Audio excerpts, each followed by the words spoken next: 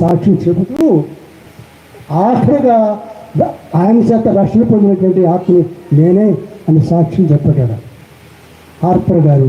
ఆయన ఆత్మ యొక్క ఆవేదనను, ఆత్మను సంపాదించాలనేటువంటి ఆసక్తి ఎంతవరకు ఉంటే మనలో ఇతరులని ప్రభు దగ్గర తీసుకురావాలని ఆశ ఉందా, ఆసక్తి ఉందా? లేక మన రక్షణ పొందితే పర్వాలేదు చాలే అనుకుంటున్నావా?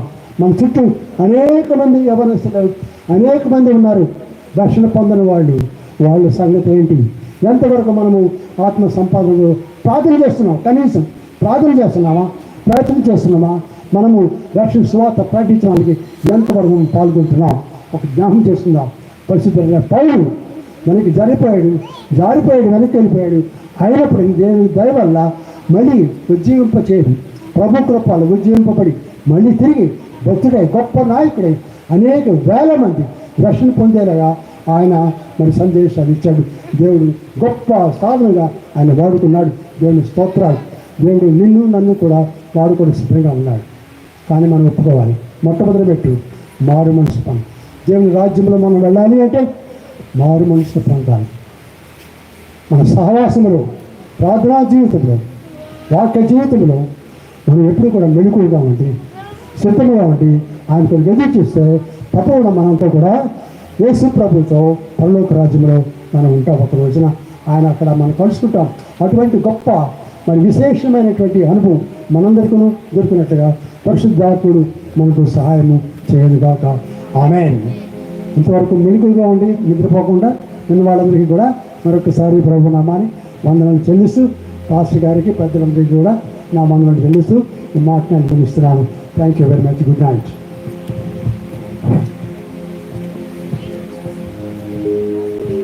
అందరికీ వందనాలండి. చక్కగా 2 దైవ సందేశాలు విన్నాము. మరి 2వ రోజు కార్యక్రమము ముగించబడింది. మరి రేపు పెందలకడి ప్రార్థన ప్రారంభించబడుతుంది. మరి 10 గంటల క్లోజ్ అవుతుంది. తర్వాత మరి విందు కార్యక్రమం కూడా ఉంటుంది. మరి దేవుడు ఈ 2 దినాలు మన జీవితంలో ఒక మంచి వర్తమానాలు మనకి ఇచ్చాడు. మన వాక్యం వెంటనే కాదండి, విని గ్రహించాలి కదా. యేసుక్రీస్తు వారు కూడా గోధుమ గింజ అది భూమిలో పడి చనిపోతేనే అది ఫలిస్తుంది. అలాగే యేసుక్రీస్తు వారు కూడా మన కోసం చనిపోయి ఆయన మన కోసం ఏం చేశాడు? ఆయన ఫలించాడు, తిరిగి లేచాడు. ఈరోజు ప్రతి హృదయాల్లో కూడా వాక్యము ఫలించాలంటే మనము భౌతికంగా చనిపోవాలి, ఆత్మీయంగా బ్రతకాలి. కనుక మరి రేపు జరిగేటువంటి ఆరాధనలో ప్రతి ఒక్కరు కూడా మరి పెందలకడి స్టార్ట్ అవుతుంది 7 గంటలకల్లా. మరి దయతో గమనించి మరి అందరూ కూడా ప్రాంతంలో పాల్గొని మనం చేస్తున్నారు. 10 గంటలకల్లా క్లోజ్ అవుతుంది. తర్వాత విందు కార్యక్రమం ఉంటుంది. మరి గమనించండి. పాటలు వాడేవారు కానీ ప్రతి ఒక్కరు కూడా ముందు రావాల్సిందిగా ప్రభు పేట మనం చేస్తున్నాం. చివరిగా ప్రార్థన చేసుకుని ముందుకు వెళ్దాం.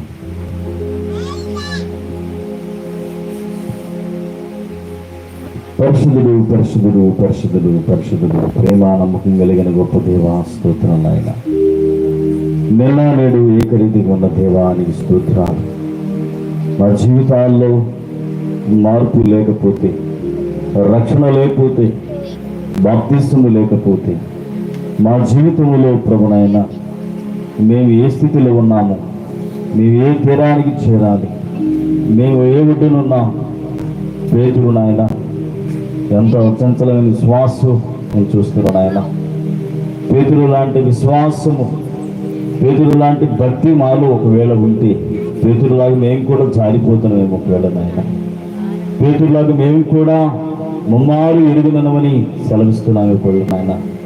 పేతురు వలె మేము కూడా పేతురు నన్ను ప్రేమిస్తున్నాం అనినప్పుడు నాయన పేతురు వ్యసన పెట్టాను నాయన. కానీ ప్రభా పేతురే కేఫాగా రాయిగా మార్చబడ్డాడు. పేతురే నీ సంఘాన్ని బండ మీద కట్టాడు నాయన. పేతురు నా గొర్రెలు మేపుదువా, పేతురు నా సంఘాన్ని కట్టుదువా, నా గొర్రెలు మేపుదువా. ఈరోజు నాయన రక్షణ లేకపోతే, మారు మనసు లేకపోతే, మా పాపాలు ఒప్పుకోకపోతే మా జీవితానికి అర్థం లేదు నాయన. ఇదిగో దేవా ఇంకా